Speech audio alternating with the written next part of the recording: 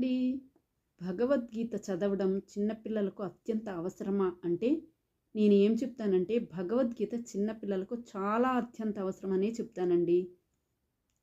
చిన్నపిల్లలకి మాత్రమే కాదండి, ప్రపంచంలో ఉన్న ప్రతి ఒక్క మనిషికి వయసుతో నిమిత్తం లేకుండా అందరికీ భగవద్గీత పఠనం అనేది చాలా అవసరం. ముఖ్యంగా చిన్నపిల్లలకు అవసరం అని ఎందుకు చెప్పానంటే, ఇప్పటి పిల్లలే రేపటి పౌరులు కదండి.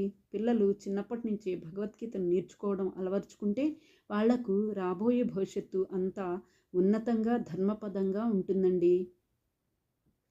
కేవలం పిల్లలు మాత్రమే కాకుండా అన్ని వయసుల వాళ్ళు కూడా చక్కగా భగవద్గీతను చదువుతూ మీ జీవితాన్ని కొనసాగించండి. భగవద్గీతను కురుక్షేత్ర మహాయుద్ధ సమయంలో సామాన్య జీవుణ్ణి దృష్టిలో పెట్టుకొని అర్జునుడికి శ్రీకృష్ణ భగవానుడు సాక్షాత్తుగా బోధించారండి. ఎందుకంటే అహం అహం బీజ ప్రదాపిత, శ్రీకృష్ణ భగవానుడే మనందరికీ తండ్రి కదా అండి. తన పిల్లలు కష్టాలు పడుతూ ఉంటే చూస్తూ ఉండగలరా? అందుకని ఆ కష్టాలని ఎలా ఎదుర్కోవాలో భగవద్గీత ద్వారా పరిష్కార మార్గాన్ని తెలియజేశారన్నమాట. భగవద్గీతను చదివి ఆచరించాలండి. విదేశీయులు కూడా భగవద్గీతను నేర్చుకొని ఆచరిస్తున్నారు. మనం మన భారతదేశంలో జన్మించి మన సనాతన ధర్మాన్ని ఆచరించాలి కదండి.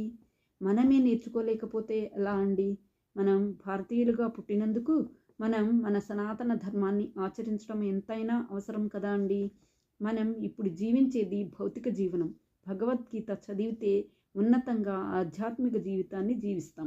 మన అందరి ఇళ్లలో భగవద్గీత గ్రంథం ఉంటుంది, కానీ చాలామంది దాన్ని ఓపెన్ చేసి చదవరు. ఉదాహరణకు, ఒక ప్యాకెట్ లోపల ఏముందో తెలియడానికి ఆ ప్యాకెట్ ఓపెన్ చేస్తేనే కదండి దానిలో ఏముందో తెలిసేది. అలాగే భగవద్గీతను ఓపెన్ చేసి చదివితేనే కదా దానిలో ఎంత జీవితానికి అవసరమైన, జీవితానికి సంబంధించిన అమూల్యమైన పరిష్కార మార్గాలు ఎన్నో గోచరిస్తాయి కదండి. మనం అందరం భగవద్గీత పఠనం చేసి ఆధ్యాత్మిక మార్గాన పయనిద్దాం. సర్వే జనా సుఖినో భవంతు. హరే కృష్ణ.